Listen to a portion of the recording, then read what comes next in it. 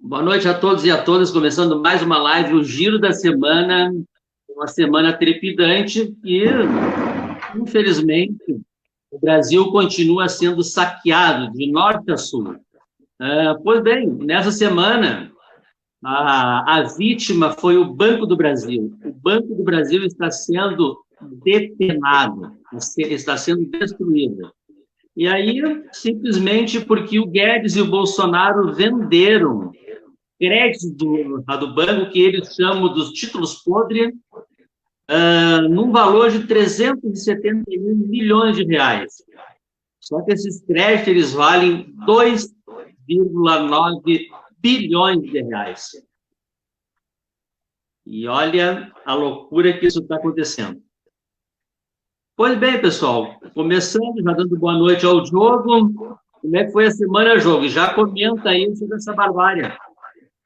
Boa noite, Antônio, né? Boa noite aos nossos internautas aqui que nos acompanham na página, né? Mais esse domingo. Mais uma semana daquelas, né, Antônio? Né? Nada muda, dificilmente alguma coisa vem mudando para melhor no nosso país, né? Mais uma semana com uma média bastante grande de novos infectados pelo coronavírus, mais uma semana de uma média, né, acima dos 1.000, né, brasileiros e brasileiras mortos por dia, né, por conta do Covid, e mais uma semana de bizarrices, né, do presidente da República, que agora, enfim, né, segundo ele, está curado aí do coronavírus, né, coisa que a gente até duvida, mas voltou aí para as ruas, né, voltou a causar aglomeração, voltou a fazer aglomeração sem máscara, né, voltou a idolatrar a cloroquina, né, e enquanto isso, como tu bem abriu aí a nossa conversa, vendendo, né, e saqueando aí o patrimônio público, né, das instituições do nosso país, né, como essa questão aí do Banco do Brasil, né, enquanto, como a gente viu naquele vídeo, né, daquela reunião ministerial, né, o Salles propondo de aproveitar, né, a pandemia e passar boiada, né, lá no meio ambiente. E no caso eles estão passando a boiada em todas as áreas desse governo, né, incluindo aí a privatização e o saqueamento aí das empresas públicas do Brasil. Tu falou agora do Banco do Brasil, que inclusive agora, né, não tem mais presidente, o presidente atual saiu e está sendo aí convidado para assumir um dos ex-diretores, né, do HSBC, né? Então a gente imagina qual é a pauta, né? Se o que estava aí, né, estava com a tarefa de privatizar o banco e vem, né, e um dos motivos de sair foi por conta também e falou por aí da questão da corrupção em Brasília, né? Imagina esse novo presidente que vem aí do setor privado, né? E aqui no Rio Grande do Sul, para linkar com essa tua informação, né? Essa semana pouca gente deve ter ficado sabendo, né? Mas a gente tem ali no extremo sul aqui do estado, né? Ali em Santa Vitória do Palmar e no Chuí, o complexo eólico Campos Neutrais, né? Que é o maior complexo eólico, é o maior parque eólico da América Latina, né? Gerido aí pela Eletrobras, né? E essa semana ela foi vendida, né? Todo esse campo eólico foi vendido para a empresa Ômega, né? Uma empresa privada do setor elétrico, né?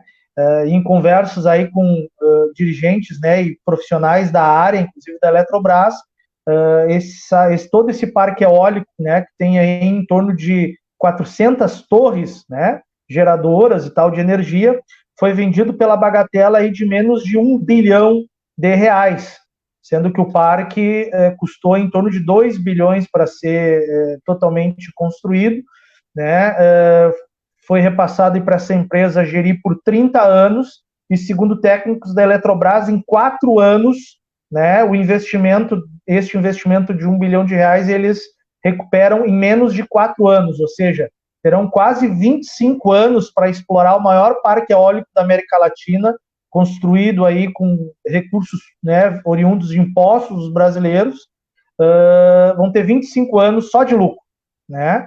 Então, o governo Bolsonaro entregando, né, o nosso patrimônio, entregando as nossas riquezas, entregando, né, áreas estratégicas de um país que se diz soberano, pelo menos os militares gostam muito de falar em patriotismo, mas estão entregando o nosso patrimônio para fora, para empresas privadas, né? Infelizmente.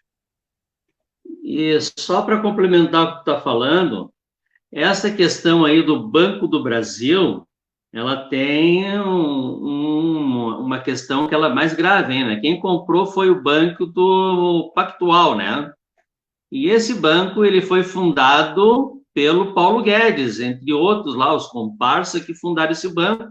E agora esse banco agora está comprando esses créditos, que os analistas falam em torno de 10% do valor que vale. De 100% que vale, está se pagando 10%. E tem uma outra questão que eu vi um vídeo, essa semana, um jovem que faz umas lives muito boas, e ele está denunciando o Paulo Guedes, sabe do quê? E o Paulo Guedes tem no gabinete dele um computador, que é computador específico para trabalhar no mercado financeiro.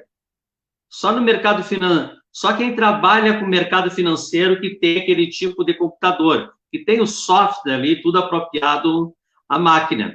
E ele tem um no gabinete dele, no poder público. Isto é, ele está operando os seus interesses comerciais por dentro do governo com a maior naturalidade. O interessante é que isso não sai na mídia. Isso que é o mais interessante, né? As parcerias. Pois bem, agora a gente vai pegar uma ordem das notícias que aconteceram durante a semana, e uma delas que foi o seguinte, né? O Bolsonaro ele já está sendo denunciado pela 4ª vez pelo Tribunal Penal Internacional de Haia. Está dando eco na minha voz, não está escutando? Para mim, estou escutando bem. Sentido um eco estranho. Não, mas, enfim. É o teu retorno. Então, o que acontece? Ele já é denunciado pela 4ª vez, cara. E aí foram em torno de 60 entidades ligadas à área da saúde que fizeram essa denúncia. E aí, um dos termos que eles colocam lá é genocídio. Ele está cometendo genocídio na população. Dá uma comentada sobre isso aí, que estamos cada vez mais no fim do poço, né? Sim, porque, na verdade, o que acontece, né, Antônio? Às vezes as pessoas vão dizer, mas vocês estão querendo botar a culpa. Não é uma questão de botar a culpa em fulano ou beltrano, né? Só que, bom, a gente está falando do presidente da República, né? E que ações, ou né, as ações, ou a não ação, né, dessa instituição que é a presidência da República, ela incide, né, diretamente no número de pessoas, de novos infectados, né, e de novos óbitos, né? Por que esse grande número de entidades médicas e de profissionais da saúde, né, e de entidades do terceiro setor e personalidades apresentaram, né, mais essa denúncia no Tribunal Internacional de Haia, né? Porque isso, o Bolsonaro ele não faz absolutamente nada, absolutamente nada em relação à pandemia no Brasil desde que ela começou aqui por meados de fevereiro, início de março, né? O que ele vem fazendo desde lá é desdenhar, né, a pandemia, é desdenhar, né, os seus impactos, os seus efeitos, né, indicar sem comprovação científica nenhuma, né, medicação, ou seja, politizando o remédio, né, como diz o próprio Átila Yamarino, né, que é uma das maiores autoridades na área epidemiológica, né, que ele diz o seguinte: olha, o índice de mortalidade do Covid ele é entre 2,5%, ou seja, em tese, até 98%, 97% dos infectados irão se curar, mesmo que tu indique jujuba para ele tomar, né? Então, vai pintar muito político populista, né, querendo ser pai, né, da possível cura do Covid. Mas é isso, quase 98% das pessoas, em média, atingem, né, a questão de se curar dessa doença, sem medicação nenhuma, com os tratamentos que a medicina indica. Então, desde o início, né, figuras fascistas como Bolsonaro e Trump largaram na frente nessa história de dizer que tinha um remédio para indicar. O Trump já largou de mão essa história já há bastante tempo, da tal cloroquina. O Trump, inclusive, quem aqui não lembra, né, chegou a recomendar que as pessoas tomassem clorofila, enfim, para alvejante, né, para se proteger. E teve muita gente nos Estados Unidos que tomou, né, e deu uma onda de casos de infecção intestinal de pessoas sendo internadas porque entraram nessa onda, né, porque, bom, o país, é o país, inclusive, que está sendo o país com maior número de incidências e tal. Então, você imagina o que incide, né, o Bolsonaro falando esse monte de asneira, né, e tomando essa atitude que ele toma todo dia. Quantas pessoas, Antônio, se infectaram diretamente por causa das opiniões furadas do Bolsonaro? Quantas pessoas vieram a óbito por causa das opiniões furadas do Bolsonaro? Aqui na nossa cidade, em Canoas mesmo, a minha esposa trabalha aqui no município, na rede e tal, a gente soube de um caso essa semana que um casal, né, e repercutiu na região aqui, um casal, o filhinho de 1 mês, né, não acreditam também no coronavírus, tem o mesmo discurso bolsominion, diz que é uma conspiração, que piriri, que parará e tal. Passaram o coronavírus para o filho não baixava a febre, foi internado no hospital da Ubra, e aí identificaram que ele tinha, então, coronavírus. O pai pegou a criança e fugiu do hospital, por não acreditar no vírus. Fugiu, literalmente, pulou a catraca com a criança, com os acessos e tal, e foi embora. E teve que ter uma ação judicial para buscar essa criança na casa do indivíduo, né, que é meio pastor, meio não sei o quê, e para levar de volta para o hospital. Né? Mas por que isso, Antônio? Exatamente pelo que a gente está falando. Porque o Bolsonaro estimula esse tipo de situação. É um discurso único, exclusivo do presidente que esse cara está se guiando. Né? Então, ou seja, quantas pessoas foram infectadas por eles não acreditarem no coronavírus? E passaram para o próprio filho, fugiram com o filho do hospital. Então, assim, isso tudo aconteceu por quê? Aconteceu porque o presidente tem essa postura. Né? Então, o presidente é um genocida, porque ele estimula que as pessoas se matem, né? E matem umas às outras, né?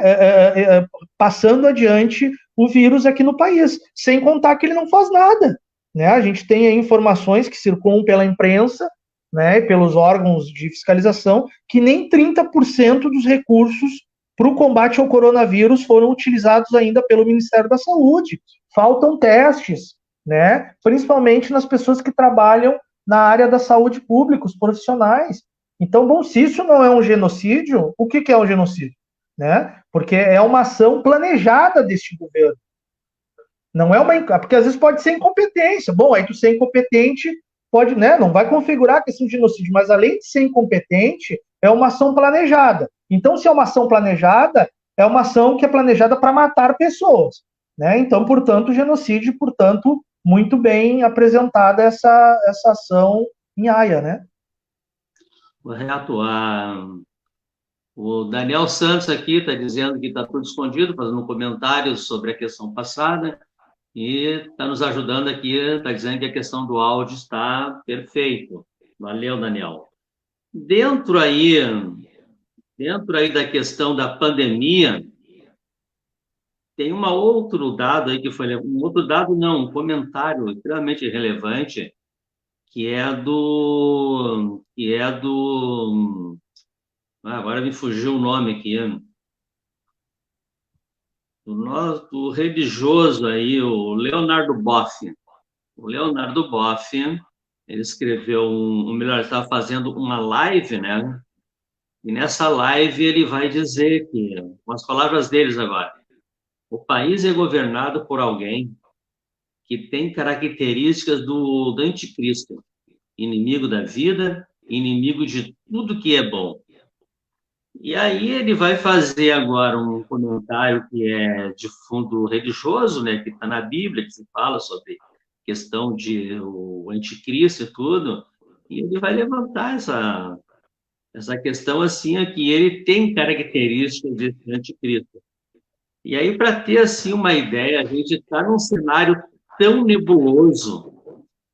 Estamos comentando sobre ciência, estamos comentando sobre religião, uma confusão generalizada que está acontecendo, né? Eu queria complementar isso aí do Leonardo Boff. Agora tem uma outra parte agora, Diogo, que é o seguinte, é típico de países fascistas, né, que infelizmente é o nosso hoje, e tanto na Alemanha, Itália e no Brasil, em 64 aconteceu, né? E é utilizar o aparato público para perseguir os adversários. E o Bolsonaro começou a fazer isso com a Polícia Federal no governador do Piauí. E olha o interessante nessa questão do governador do Piauí. De acordo com a Polícia Federal, por que eles fizeram lá a busca na residência, no gabinete do governador e na deputada federal, que é a esposa dele também, em Brasília, que fizeram busca e apreensão. E até aí tem uma questão que nós quero que comente depois. Pois bem, o que a Polícia Federal alegou? Servidores públicos e empresários teriam se associado para superfaturar contratos de transporte escolar entre 2015 e 2016. Pois bem, o governador assumiu o primeiro mandato em 2015, que dessa denúncia que eles estão se referindo. Pois bem, o governador foi reeleito em 2018, 55%. No primeiro turno, bem reeleito. Aí depois tem assim, o governador vai largar uma nota e vai esclarecer o que é essa investigação. Detalhe, essa investigação é da área da educação. Na semana retrasada foi o Fundeb que ele foi derrotado, e agora veio o troco. Só que a acusação, na verdade, ela é de 2013, quando ele não é governador. 2013. Aconteceu essa falcatrua com uma empresa e do etc. E agora a Polícia Federal foi lá fazer um mega espetáculo. Não esquecendo, nesse caso aqui não é a Lava Jato, é a Polícia Federal controlada pelo Bolsonaro. E agora o outro dado que eu quero que tu comente sobre isso, Lário. O gabinete do Serra, quando foi invadido, teve uma ordem lá e disseram que não, do STF, que não era para invadir o gabinete do Serra, apreender nada e investigar nada. Certo? Pois bem, a Rosa Weber autorizou o gabinete da deputada, a deputada Regiane Dias, foi que os policiais entrassem lá. 2 pesos e 2 medidas, né? Eu quero que tu comente aí sobre essa questão aí da perseguição, a invasão do gabinete e o STF. Parece que o STF tem 2, né? Um está com o Bolsonaro e o outro está contra, ótimo. Não sei, o que tu acha? Não, é isso, né? A gente vem de alguns anos para cá, principalmente de 2014, né, para cá, com partidarismo, né? Tanto da Polícia Federal, uso político e partidarismo, né?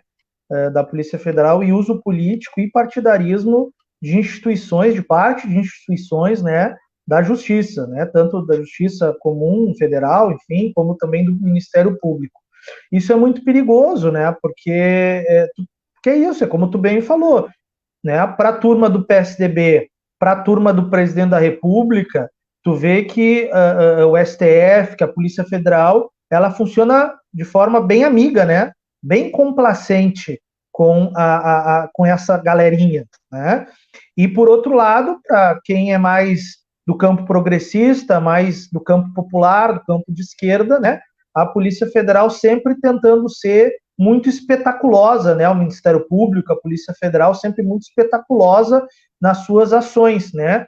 E nas suas ações cheia de furo, né? Cheio de problema, né? Tu bem disseste que a investigação ela é de 2013, antes do governador ter sido eleito pela primeira vez, né? E as informações que se tem, o próprio advogado da deputada, coloca que já fazem 6 meses que ela tenta, né, incondicionalmente, comparecer, né, para prestar depoimento, para participar de oitivas, de se colocar à disposição, né, do inquérito, do processo, e a delegada da Polícia Federal que está coordenando o inquérito simplesmente faz cara de paisagem, não atende, não dá encaminhamento nenhum nisso.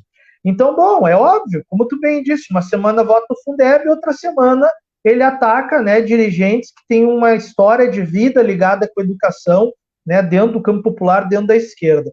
Né, mas isso é muito comum, né, como a gente infelizmente vem tratando aqui nos estados policialescos, né, nos estados de exceção, né, em governos fascistas, né, e de 2014 para cá com a Lava Jato, a gente tem isso bem colocado na nossa estrutura de país, né, uma Polícia Federal, parte do Ministério Público, parte do Judiciário, focado em condenar, né, e perseguir, né, um campo político do nosso país, né, e que agora vai se aprimorar e vai se aprofundar com o governo Bolsonaro, que inclusive já começou usa tanto a Advocacia Geral da União, mas principalmente o Ministério da Justiça, né, com o ministro agora o Mendonça, para perseguir adversários, né, fazendo dossiês, fazendo levantamentos, né, e publicizando tudo isso, né. Todo mundo deve ter acompanhado ultimamente esses relatórios aí do governo atrás, né, investigando de forma individualizada, né, como se fosse um período de ditadura militar, professores, né, profissionais da área da segurança antifascistas, né, fazendo relatórios e tal, né. Claro, já deve ter de muita gente isso já montado. Então esse é o perigo que a gente vem vivendo, né, ultimamente no nosso país, né, que nós todos, né, que defendemos a democracia, né, que defendemos o Estado democrático de direito, temos que estar muito de prontidão, né, muito, né, alertas, né, para combater todo tipo de ação e atitude fascista. Mas não é fácil, né? Vivemos sobre a tutela hoje de um governo fascista, né, e de parte de um judiciário que está comprometido também com esse mesmo modo de pensar, infelizmente. Uma outra notícia que nós tivemos essa semana, e aí dá uma comentada para ver qual é a movimentação na peça do tabuleiro que está acontecendo ali, né? O MDB e o DEM, eles disseram que estão saindo do bloco lá, do bloco do Centrão, né? Do chamado Centrão. E aí, bom, são 63 deputados que estão abandonando esse bloco de forma coletiva, né? Só que eles deixando bem claro, né, as pautas econômicas que o Bolsonaro botar, eles estão dentro. E aí está se dizendo ali que, na verdade, isso aí é só uma divergência na questão da presidência da Câmara, que é o ano que vem, né? Depois, disso, nós temos uma outra notícia que saiu. O DEM, o MDB, estão puxando o PSDB na troca aí na questão do Dória ser candidato a presidente, ou se não der o Dória, alguém do grupo aí, para tentar trazer aquela direita mais tradicional, mais cheirosa, arrumada, para o poder novamente em 2022.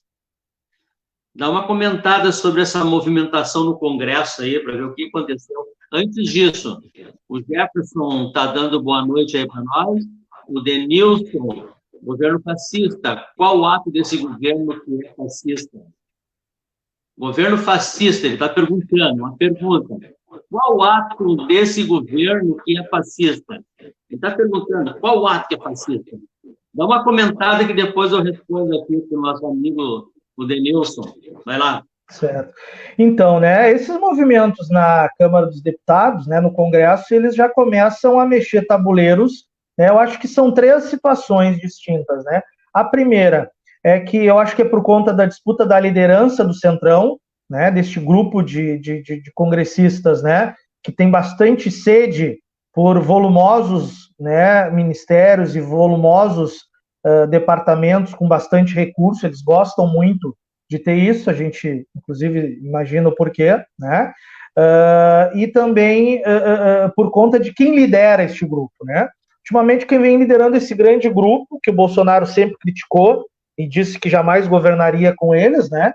É o Arthur Lira, né? O presidente nacional do Partido Progressista, um dos caras assim mais delatados, né? E mais envolvidos aí com os escândalos dos últimos anos aqui no nosso país, com bastante recurso aí identificado em seu nome, mas impressionante está ainda solto, né? Então esse cidadão que vem liderando o tal grupo do Centrão.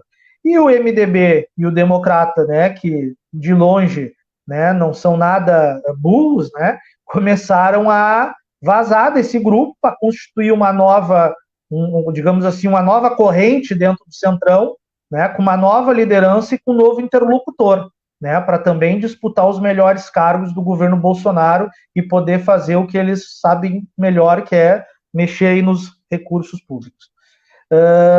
Então, isso é uma coisa. A outra coisa também se dá já no rearranjo, né, da articulação política para a sucessão do Maia, né? Com certeza o Maia vai querer fazer o seu sucessor, né, na presidência da Câmara, né, um sucessor, digamos assim, mais alinhado com a sua forma de enxergar o governo, que é o que é apoiando, né, nessa pauta de política ultraliberal e de retirada de direitos, que o ministro Paulo Guedes com o Bolsonaro sabe fazer muito bem, e isso essa galera dá de acordo, mas também, por outro lado, em outras pautas, né, continuar, né, de forma mais independente e fazendo, né, dificultar um pouco a vida do governo federal. Né? E, por fim, claro, já articulações e olhando já 2022, nesse bloco aí, PSDB-DEM, que há muitos anos, né, muitas eleições vem disputando junto, né, possivelmente aí numa dobrada Dória, Rodrigo Maia, ou Rodrigo Maia, Dória e alguém que o Dória indicar, enfim, eu acho que esse é uma lógica. Né? E quando antes de tu responder o camarada, eu gostaria de responder também, né? Bom, acho que o que é mais fácil de identificar neste governo é o fascismo, né? No momento que um governo aí repleto de militares, né? Repleto de militares e ministros não militares negacionistas, né? Que negam a ciência, que mentem, que perseguem opositores, que queimam a Amazônia, e quando o responsável do governo federal pela área vai lá e diz que a Amazônia está queimando, né, ele é demitido. Né? Quando tem um ministro que defende a ciência, que defende a verdade da saúde, por exemplo, vão lá e são demitidos. Né? Governo que defende armar a população, né? Que defende que as pessoas tomem uma medicação que não é comprovada. Né, que defende o não uso da máscara, né, para se proteger do coronavírus, ou como a gente falou no início, né, ações planejadas para matar o povo, né, que nega tudo que a gente vem falando. Então, bom, eu falei alguns exemplos, mas o Antônio provavelmente vai entrar, professor de história, vai saber dar mais exemplos ainda por que é um governo fascista. Quer ver, Diogo? O nosso amigo aqui, o Denilson, eu elenquei alguns tópicos aqui para poder falar, tá? Teria muitos outros, mas os principais, que é a questão da religião, da família, da perseguição aos opositores e o preconceito contra as minorias. A religião... E a censura também, né? Censura também. A religião, ela é interessante porque é o seguinte, governos fascistas e os nazistas, os dois utilizaram isso, uma religião sendo a coisa mais importante do governo. Não é por acaso que o Bolsonaro ele vai em alguns lugares e faz gestos de Deus, levanta as mãos para o céu e agradece. O Hitler fazia isso. O Mussolini fazia isso. E não esquecendo que esses que usam a religião, eles são os primeiros que matam o cristianismo. O conceito, a ideia de cristianismo, a primeira coisa que eles fazem é matar. Por quê? Onde é que se viu um cristão defender o porte de arma? Onde é que se viu um cristão querer matar o próximo?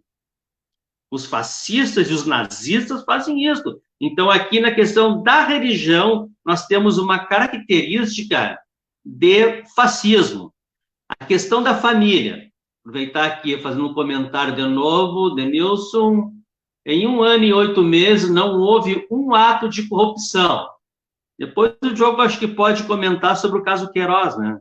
Talvez tu não saiba sobre o caso Queiroz. De fato, não houve um. Houveram vários. Está correto? Vários, não houve um né? só. Nós acabamos de falar agora do Banco do Brasil. Um escândalo de corrupção do Banco do Brasil, que nós falamos no começo da live, e eles venderam os créditos lá por 371 milhões, só que vale 2,9 bilhões de reais. Isso não é roubo? O que é isso?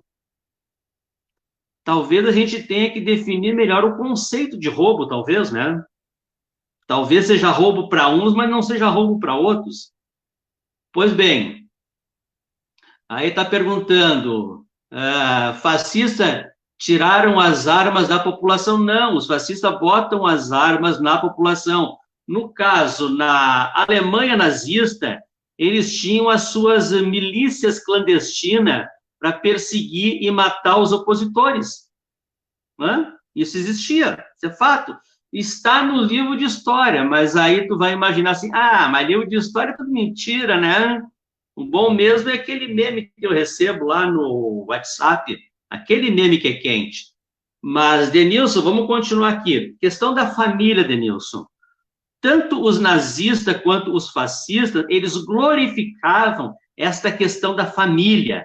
Esta família que era progenitora, patriarcal, a família de Abraão, de Moisés, enfim, toda essa história esconde por trás o preconceito contra a mulher, o machismo contra ela. Até hoje nós temos mulheres que ganham menos no mercado de trabalho, principalmente na iniciativa privada.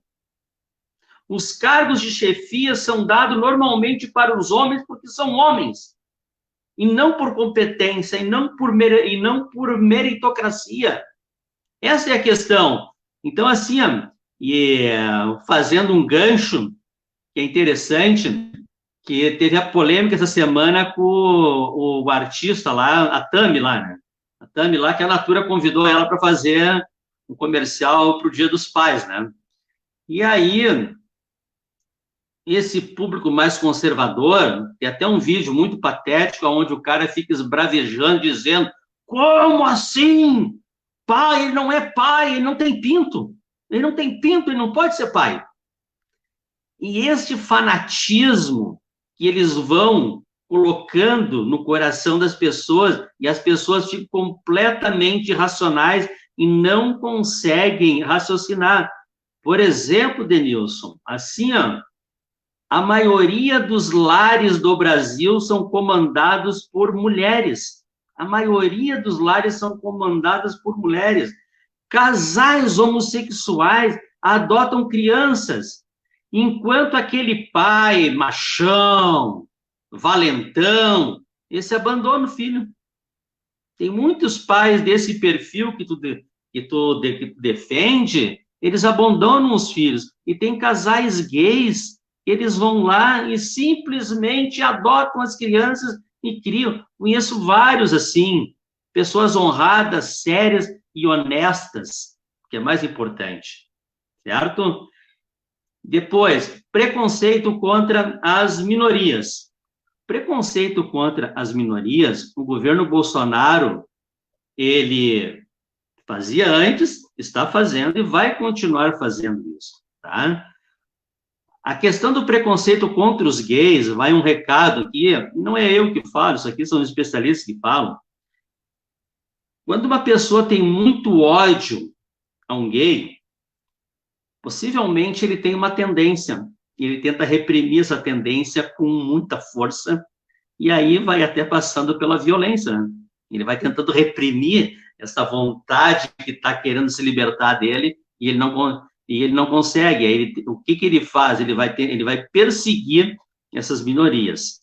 E a questão do preconceito contra as mulheres, a questão do preconceito contra a gordofobia, o preconceito contra os pobres, Não sei se tu conhece, Adenilson, aquela pessoa que é classe média baixa, aquela pessoa que comprou lá o primeiro carrinho parcelado em 5 anos e comprou a sua casa, o seu apartamento lá parcelado em 30 anos, essa pessoa odeia pobre. E isso é típico dos governos fascistas. Por que que tu acha que o Bolsonaro está tirando a questão dos programas sociais? Porque ele odeia pobre. Aí tu vai pensar assim, mas parei um pouquinho, o Bolsonaro nunca roubou. O Bolsonaro roubava dinheiro dos assessores, meu guri. Dos assessores ele roubava dinheiro. E agora, dentro do governo, agora, como a máquina é mais complexa, o roubo ele é mais sofisticado, o roubo. O roubo é mais tranquilo. Tu tá lembrado dos 39 quilos de cocaína que estava no avião presidencial que foi para a Espanha? No avião presidencial só vai pessoas selecionadas lá dentro. Não vai qualquer um lá dentro. E aí? Aí tu vai pensar, não, mas isso não é corrupção. Isso é consumo próprio, né? Não tem nada a ver. Pode pensar assim, né? E aí, complementando aqui, está dizendo, aquele que queria regular a mídia como o PT, ou aquele que financiava ditaduras sanguinárias como as do PT, financiando as ditaduras sanguinárias como o PT. O Banco do Brasil está sendo roubado, está sendo saqueado, meu jovem. Te liga na vida. Mas Antônio, mas Fala, assim, é o típico perfil de gentinha que não lê, que não estudou, é sempre a mesma retórica. Ai, financiava as ditaduras, ai, queria regular a mídia, ai, que era um governo populista e comunista, e que não sei. Cara, da onde? Um governo ditador? Que governo ditador, meu camarada? Quem não aceita resultado de urna é o Bolsonaro, que dizia na eleição que se ele não ganhasse a eleição, ele queria a revisão dos votos, porque teria sido roubo. Ou que quem não vai lembrar dos militares já no período eleitoral dizendo que se não ganhasse o Bolsonaro, eles iriam dar golpe. Né? Quem é que flerta com golpes o tempo inteiro? São os petistas que vão lá assinar notinha ameaçando a justiça? Ou são os militares que já fizeram 2, 3, 4 notas durante esse ano que qualquer tipo de decisão contra o governo Bolsonaro vão fazer A, B ou C situação? Então, assim, pega essas fake news e vai para outro lugar, que isso aí já não cola mais no Brasil. Vai ler um livrinho, vai voltar, que agora não precisa ler, vai no Google, então. Vai pesquisar a verdade sobre fatos, é só dar um Google, então. A pessoa tem que parar de ser preguiçosa e parar de repetir cardzinho de grupo de WhatsApp, de grupo de Facebook, né, que o Carluxo lá vive fazendo para mandar para alimentar essa base social que não sabe nem quando foi ontem. Então, assim, vou citar o título, tá? De 10 casos de corrupção que assombram o clã Bolsonaro há um ano. Sempre lembrando que Bolsonaro foi deputado 30 anos. 30 anos. Eu quero que desculpa, vou corrigir a informação, 28, né? Porque a gente não gosta de mentir. 28. Então, o filho é vereador, o outro é deputado, o outro era deputado estadual e agora é senador. O pai, 28 anos como congressista, esposa, ex-esposa, ex-amante, ex-isso, tudo envolvido com política, só parente, né? Então vamos lá. Caso Caixa 2, o Laranjal. Ou aqui ninguém lembra aqui do início do governo, o escândalo envolvendo o então presidente lá da campanha, coordenador do presidente lá do PSL de Minas Gerais, que agora é ministro do Turismo, que se envolveu, tem um monte de delação, inclusive de candidatas mulheres, né, afirmando que tinham que passar dinheiro, que isso, que aquilo. Então tá, Caixa 2, Laranjal, do PSL. Caso Marielle, né, por exemplo, que o miliciano foi lá apertar o botãozinho da casa do presidente, o porteiro foi lá falar que foi na casa do presidente, e em 24 horas o pobre do porteiro teve que criar uma nova versão e dizer que não era bem assim, que ele se confundiu, que não é bem isso e bem aquilo. E o juiz Sérgio Moro foi lá da guarida investigar o pobre do porteiro. Alguém acha aqui que o porteiro estava mentindo? O porteiro ia mexer com coisa séria assim, saber. Vamos lá. Caso do porteiro. Caso Queiroz.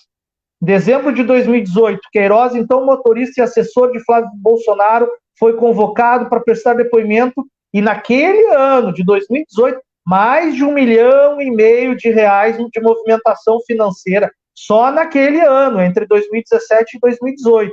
Inclusive, muito chequezinho na conta da primeira-dama, chequezinho de entre 20 e 24 mil reais. E aí o presidente foi para a TV dizer que eram empréstimos que ele tinha feito. Imagina, o deputado foi lá pegar dinheiro emprestado do assessor. Bom, vamos lá, né? Avião da FAB, família nos aviões brasileiros. Eduardo Bolsonaro usou helicópteros e aviões da presidência da República para transportar parentes para seu casamento. Os vídeos do passeio foram compartilhados nas redes sociais, né, de várias pessoas, etc. e tal. Tem mais algumas pessoas aqui que estão envolvidas. Amor financiado pelo fundo partidário. A farra do casamento do Eduardo Bolsonaro não se limitou ao uso do helicóptero. O deputado também usou o dinheiro do fundo partidário para pagar sua viagem de lua de mel com a coach e psicóloga Heloísa Rolfs. A negociação teria sido feita pela advogada do PSL, Karina Cufa. Relatos obtidos pela reportagem da Isto É, que é uma revista de direita e que a vida inteira bateu no PT, então não pode ser chamado de comunista, né? Mostram que a Cufa, né, a presidenta, contratada pelo partido a pedido de Eduardo e reconhecida por cumprir diversos favores ao deputado, teria sido a responsável por acertar os detalhes da viagem de lua de mel do filhotinho do presidente da República, né? Câmara e faculdade ao mesmo tempo. Com apenas 18 anos, Eduardo Bolsonaro, nomeado na época de 2003 a 2005 para a liderança do PTB em Brasília, era para estar trabalhando em Brasília, mas ao mesmo tempo cursava, né, no Rio de Janeiro faculdade. Estranho, mais um funcionário fantasma. Os parentes fantasmas, né? A revista Época, que também não pode ser chamada de comunista nem aqui, nem na China, né? Já desvendou, né, que mais de 100 parentes da família Bolsonaro, né, exerceram cargos durante os 27 anos que a família, né, se elege aí para cargos públicos. E onde muitos desses, segundo a investigação do Ministério Público, chegavam a devolver até 90% do salário, né? Envolvimento com Itaipu, né? Aquele escândalo aqui que a gente lembra da época da campanha que Bolsonaro recebeu recursos e lavou para dentro do PP, né? Assessores da sorte, né? Assessores que ganhavam, né, alguns recursos muito acima dos seus contra-cheques na época e afirmaram que tinham ganhado no bicho, na loteria, né? E a mamata, a tradição familiar.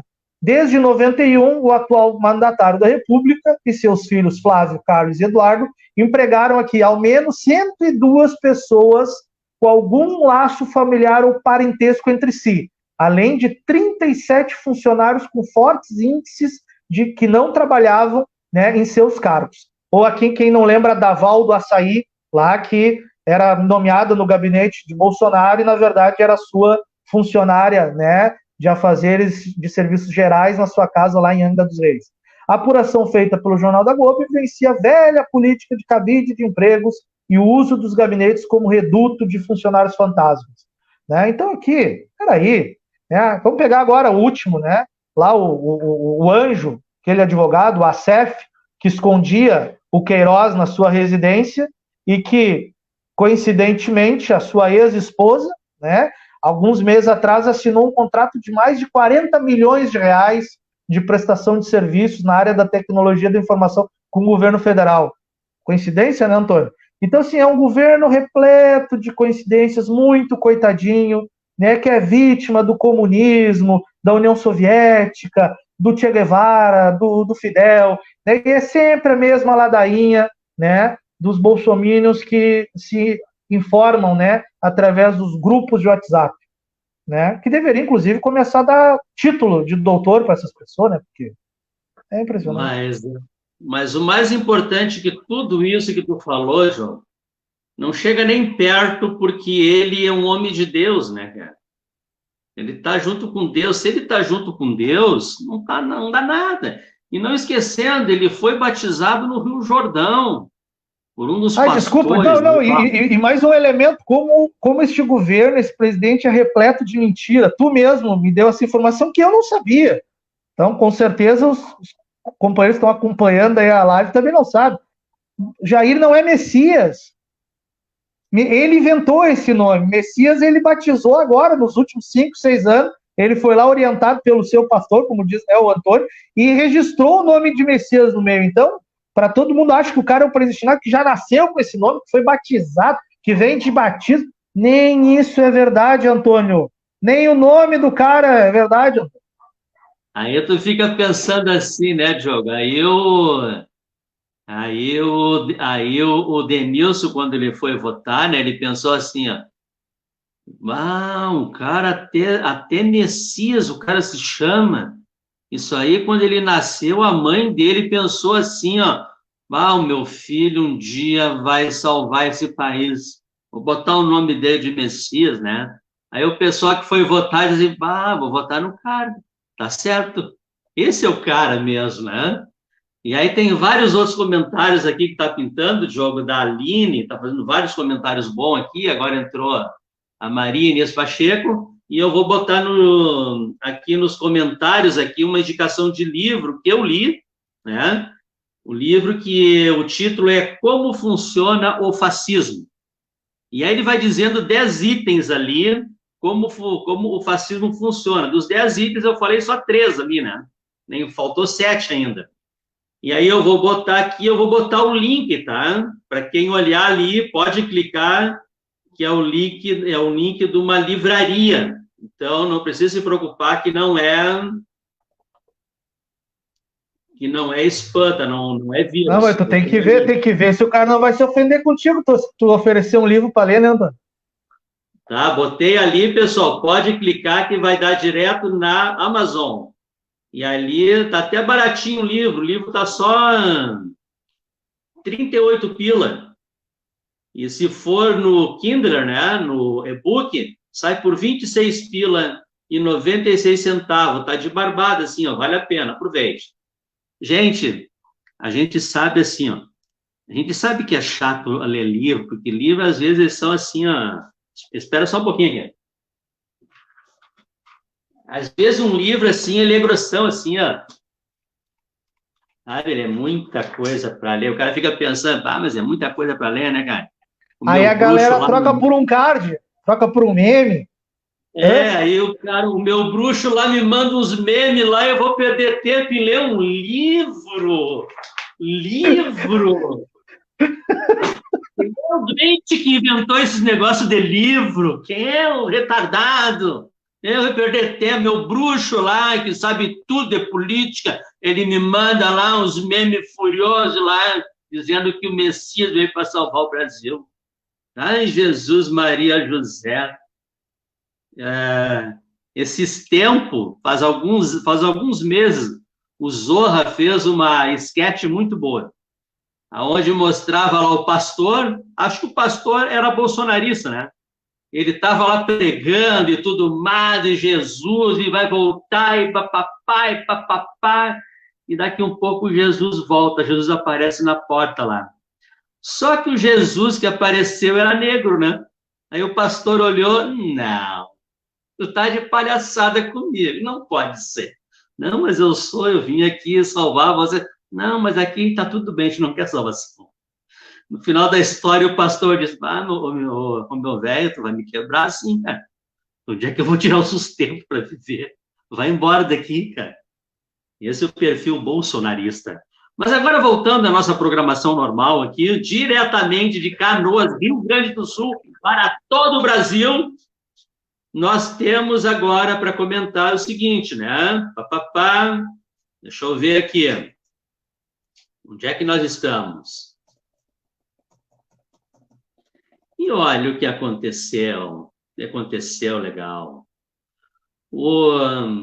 Tem essa guerra aí do procurador Aras, né, o procurador da República, com a Lava Jato. E olha, ele falou assim, informações extremamente graves. A gente já sabe que tudo que vem de Curitiba lá é uma falcatrua generalizada da justiça, não do povo, né?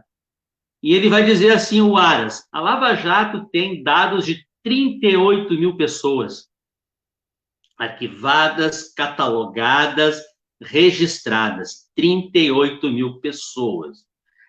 Eu acho que a ditadura militar não tinha isso tudo. Eles têm. Depois, ele vai estar dizendo, o Aras, que a Lava Jato tem um acervo, um banco de dados que é maior que o do Ministério Público em todo o país. Maior do que o Ministério Público em todo o país. A gente já sabe que a Lava Jato teve a questão assim, do aporte técnico do FBI e da CIA, né? E agora dá para ver esse aporte técnico que levou este engodo todo. E aí, simplesmente, o Dallagnol disse assim, não vou dar dado para ti, não, vou entrar no STF. E aí, qual é a aposta que o Dallagnol faz indo no STF? Se cair na mão do Barroso, do Fux, que são os lavajatistas, né, vão proteger eles tranquilamente e os dados não vão ser expostos. Mas o Diogo, dá uma comentada sobre isso e a preocupação do Aras. E aí tem a questão das contradições também, né, cara? As contradições que é o seguinte, né? O Aras foi nomeado pelo Bolsonaro. O Aras está botando o pé na porta contra a Lava Jato, né? Mas aí ele vai estar dizendo que esse banco de dados tem que ser público, senão ele vai servir para chantagem e extorsão. Vou comentar. Primeiro dizer que é bem engraçado ver o Aras fazendo isso, né? E tá sem áudio. Não, tu tá ok aqui, tô escutando bem aqui. Tu tá sem áudio. Não, tô acompanhando aqui. Tá funcionando. Acho que é tu aí. Mas, assim, é interessante ver o Aras fazendo isso, né? Porque o Aras, ele foi, para quem não lembra, né? O Aras, ele não estava naquela lista tríplice, né? Que é feita a partir do voto, né? Dos procuradores da República, né? O Aras não configurou, né? Naquele meio e tal, né? E ele foi nomeado por ser uma figura de confiança do Bolsonaro, né? De confiança. Quem instituiu essa lógica da independência, né, do Ministério Público, a independência da indicação dos procuradores gerais da República, foi Lula, foi o governo PT. Inclusive para esses que às vezes entram aqui para falar bobagem, que o governo do PT era um governo de ditadura, que apoiava isso, mas que isso, que governo ditatorial que aprova, né, o nome indicado, por exemplo, pela votação dentro dos pares do Ministério Público para botar de procurador, né? E não uma figura da sua confiança para exercer um papel político dentro do Ministério Público, né? Quem fez isso foi o PT, foi Lula, foi Dilma, foi esses governos que implementaram essa política de autonomia plena para o Procurador-Geral da República. Porque antes, no governo Fernando Henrique Cardoso, né, quem não lembra do Engavetador-Geral da República, né? E agora, novamente, nós voltamos a ter um Engavetador-Geral da República, né? Que, inclusive, pasmem, é um absurdo. O cara já foi, inclusive, né? Porque o Bolsonaro é isso, ele vive prometendo para os juízes que cuidam dos casos do filho, para o Procurador-Geral da República, ele vive prometendo, né, que vai botar os caras de ministros do STF. É sempre essa promessa, né? Então é um escândalo atrás de outro. Então, bom, o Aras, ele tem uma tarefa, né? Vamos resgatar um pouquinho lá para trás. Um dos motivos, né, para terem tirado a ex-presidenta Dilma Rousseff foi, né, a questão de barrar, né? Quem não lembra daquele diálogo do senador Romero Jucá, né, com então presidente da Transpetro, não me lembro agora, que também tinha sido senador antes, falando em, olha, vamos parar por aqui, né, vamos criar um grande acordo nacional com o Supremo, com os militares, com tudo, e vamos barrar as investigações onde está. Tá lá, é só dar um Google e pegar esse áudio. É público, o mundo inteiro tem acesso a ele, né, de como foi orquestrado o golpe a Dilma. E um dos motivos era, na minha opinião, o principal motivo, além de vender né, o pré-sal, entregar o nosso patrimônio, as nossas riquezas, era também de barrar as investigações, e inclusive parar com a Lava Jato, né? Então esse era o objetivo central desde então, né? E a vitória de Bolsonaro, que fez de conta, e o próprio Moro diz isso, né? Moro é o cúmplice mora, mas Moro entrou no governo Bolsonaro, e Bolsonaro também se utilizou desse mecanismo, né, para fingir que estava combatendo a corrupção, né? Porque Moro e Bolsonaro nunca combateram a corrupção no Brasil, né? Moro, como juiz, sempre foi um juiz partidário. Isso aí está bem claro. Não precisou nem os livros de história comentar, né? A vida real e o dia a dia estão demonstrando, né? Mas aí o que acontece, né? Bolsonaro opera via Polícia Federal e com seu novo Procurador-Geral da República para enfraquecer esse lavajatismo, que de fato é descontrolado, de fato é uma república à parte, isso é errado, né? O Ministério Público não pode ser um poder paralelo, né? Não deve, não pode, né? E nunca poderá ser um poder paralelo. Tem que sim ter comando, tem que sim, né, ser controlado, né, de forma externa, mas é engraçado de ver, né? O presidente que dizia que ia acabar com a corrupção no Brasil, a primeira coisa que ele faz, que é o troféu da direita nesse país, da extrema-direita, que é a Lava Jato, é acabar com a Lava Jato. Então é muito engraçado, é interessante de ver que o Bolsonaro está trabalhando, né, incansavelmente para acabar com a Lava Jato. E eu tenho certeza que a ida do Centrão para impedir o impedimento do presidente da República, né, ou aqui, vamos ser sinceros, mais essa coincidência. Coincidentemente ou não, o Centrão fechou com o Bolsonaro numa semana. Na outra, o presidente foi lá falar do Moro, torrar o Moro, fazer isso, fazer aquilo, querer desmembrar o ministério e forçou, e aí o Moro acabou saindo. Está claro que o principal pedido do Centrão para apoiar este governo e não deixar o presidente ser impeachment era pedido número 1, tirar o Moro da frente do Ministério da Justiça. Pedido número 2, acabar com a Lava Jato. Um dos pedidos Bolsonaro já cumpriu, agora, junto com o seu engavetador-geral da República, está trabalhando incansavelmente para, né, acabar com a Lava Jato lá em Curitiba. Não que eu não diga que a Lava Jato tem que acabar, eu acho que sim, acho que eles cometeram acertos, sim, tem muita coisa que foi acertada, que o Ministério Público e a Polícia Federal acertaram, porém, dentro desses acertos, muito maior foram os erros, né, e o partidarismo e a influência direta nas eleições de 2018 para eleger, né, o presidente Bolsonaro. Então, é isso, né, eu acho que essas são as duas principais demandas do Centrão, mais importantes para o Centrão do que ministérios com recursos.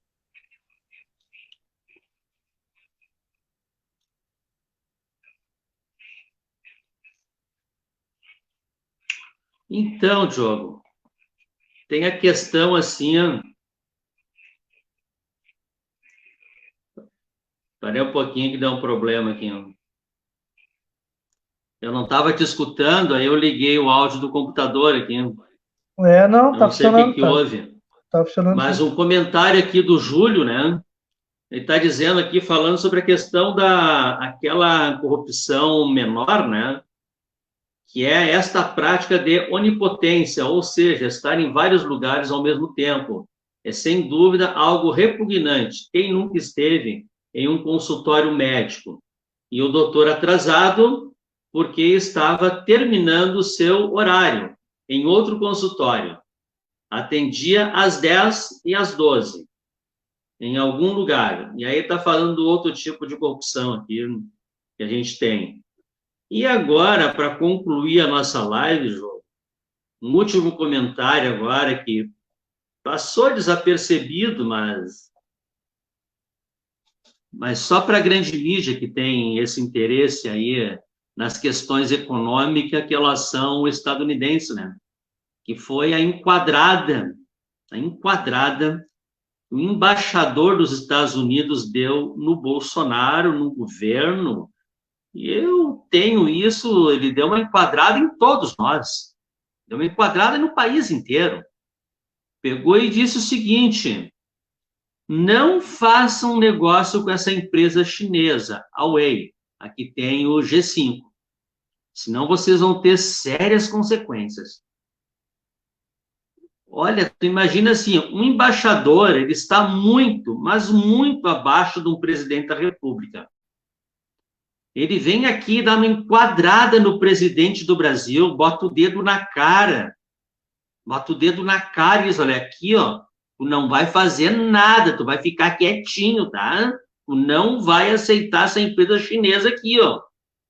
E isso, um escândalo. O presidente Lula largou uma nota horrorizado, dizendo assim, ó, que nós chegamos ao fim do poço de ser enquadrado por um subalterno dentro lá da Casa Branca, das relações de poder.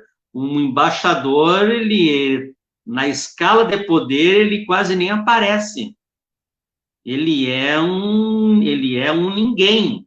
E ele veio aqui e botou o dedo na cara do Bolsonaro, humilhou o país inteiro, proibindo nós de termos uma tecnologia de ponta e continuar usando uma tecnologia obsoleta, atrasada, mas é produzida nos Estados Unidos. E nós vamos ficar no atraso agora por causa do embaixador dessa enquadrada aqui no Brasil. Dá uma comentada sobre isso. Mas isso é sintomático, né, Antônio? Isso aí virou uma regra desse governo. Né? Primeiro que esse governo Bolsonaro, Ernesto Araújo e outros asseclas ali, na volta do presidente da República, eles não sabem nem quando foi ontem. Né? Então, eles são totalmente dominados por um conjunto que eles entendem hoje como grandes parceiros e tal, né? E a síndrome do cachorro vira-lata dessas figuras com o governo do Trump, né? Ele é ridículo, né? É ridículo, é muito escancarado, né? Ou aqui, que nem quem não lembra, aqui, por exemplo, no dia 4 de julho ali, aquelas figurinhas lá todas no o embaixador americano aqui no Brasil, comemorando o 4 de julho, e o Brasil batendo recordes de contaminados pelo coronavírus. Né? As caminhadas que Bolsonaro faz, Brasil afora, lá na frente do STF, na frente do Planalto, né?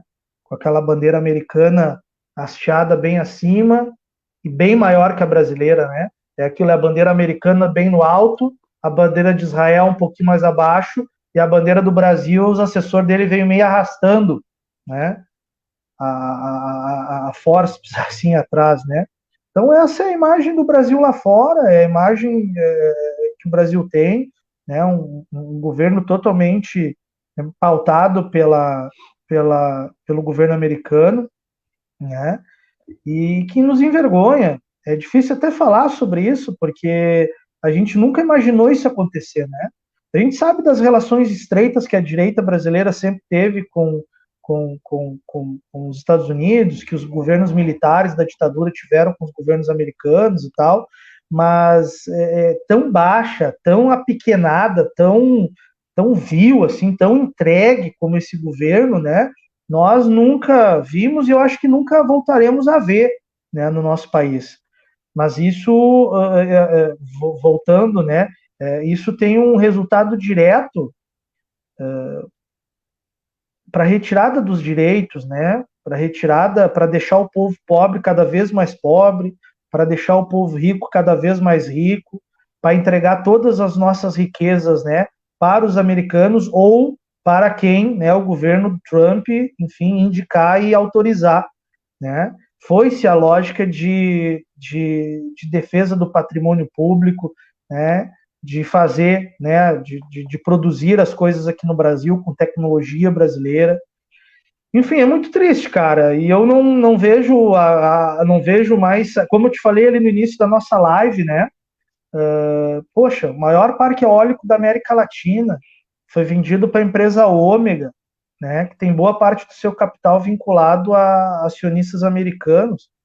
Né? Então, ou seja, mesmo que um governo progressista volte a governar esse país, não vai, né, não tem mais como recuperarmos, pelo menos nos próximos 30 anos, esse patrimônio, né? Então, para estancar essa sangria, só mesmo a saída imediata desse genocida do poder e a gente poder recolocar o país minimamente nos rumos de novo, mas não é fácil, Antônio, não é tarefa fácil. Então, Diogo, aí a gente vai terminando a nossa live, a gente só tem um problema aqui de áudio. No celular eu perdi o áudio, eu estou só no computador. Só que no computador a fala chega atrasada, né? Mas, enfim, deu tudo certo. Pois bem, convidando as pessoas que assistiram aí a nossa live aí, que dá uma curtida no nosso canal aqui no Facebook. Depois da live estamos colocando o vídeo no YouTube. Também entre lá, se inscreva no canal, né? E já tentando chamar o pessoal para a semana que vem. A semana que vem, assim, ó. Terça-feira nós temos uma live sobre a questão feita sobre cultura, sociedade, música, vários temas, tocado pelo Eduardo Tambureiro. Ele faz a live às 19 horas, na terça-feira. Quarta-feira, nós temos o Ricardo e o Jefferson, que falam sobre educação. O tema é sobre educação. Sempre estão trazendo um convidado, um professor, alguém da comunidade escolar, falando sobre educação. E nas sextas-feiras, eu estou fazendo a questão entrevistas com candidatas a vereadoras do município de Canoas, com o título Mulheres Empoderadas, todas as sextas-feiras, às 19 horas. E, aos domingos, eu e o Diogo aqui, a gente faz o Giro da Semana. Então, a gente convida a todos aí a participar do canal e fazer um grande enfrentamento aí a todo o campo conservador. Acho que é isso, Diogo. Faz as tuas considerações e boa noite. Obrigado, Antônio, obrigado por mais essa oportunidade, né, da gente estar conversando um pouco sobre o momento do nosso país, né, enfrentamento ao fascismo, ao conservadorismo da extrema-direita. Dizer também, né, desejar a todos os né, que nos acompanham aí nas nossas redes, que tenhamos aí uma boa semana, né, continuamos lutando aí pelo bom combate, pela batalha justa. Infelizmente, né, provavelmente no próximo domingo, nós teremos aí, no Brasil, chego aí a casa dos 100 mil, né, brasileiros mortos. Infelizmente, a gente espera não fazer a próxima live, né, com o país com com esse número tão emblemático, né, e tão simbólico, mas a tendência, infelizmente, é essa, né, que no próximo domingo o Brasil aí encoste ou, né, ultrapasse a marca das 100 mil vidas perdidas.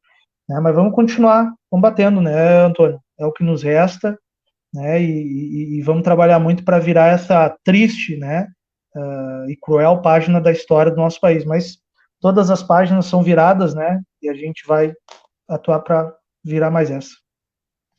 Até lá. Valeu. Tchau. Tchau, boa noite.